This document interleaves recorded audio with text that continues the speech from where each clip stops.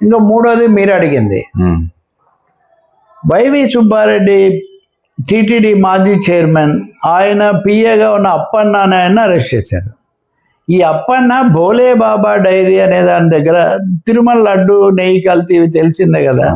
నెయ్యి కల్తీకి సంబంధించి రాజకీయ భాగం ఎగిరిపోయింది.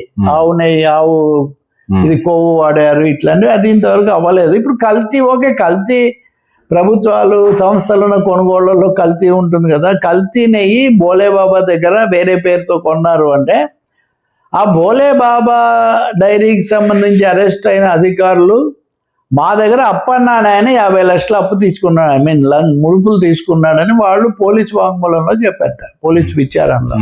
సో ఇప్పుడు అప్పన్నను అరెస్ట్ చేశారు. ఈ అప్పన్నను అరెస్ట్ చేస్తే ఈయన ఇప్పుడు నెక్స్ట్ వైవి సుబ్బారెడ్డిని అరెస్ట్ చేస్తారు, ఐ మీన్ విచారణకు పిలుస్తారు. పిలిచినప్పుడు ఇప్పటి వరకు పిలవాల, అనేక కేసులు జరిగినా కానీ.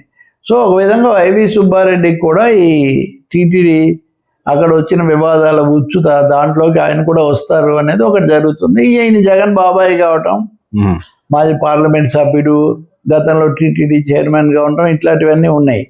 ఇక్కడే మనం పరకామణి కేసు కూడా, పరకామణిలో చోరీకి సంబంధించి గతంలో ఈయన చైర్మన్గా ఉన్నప్పుడు రాజీ చేసుకొని, రాజీకి అనుమతించి 14 కోట్ల విలువైన ఆస్తులు ఆ హుండీలో వేసేటట్టుగా ఎలా ఒప్పుకున్నారు, దీని మీద కూడా పూర్తి విచారణ జరపండి అని హైకోర్టు ఉత్తర్వు ఇచ్చింది.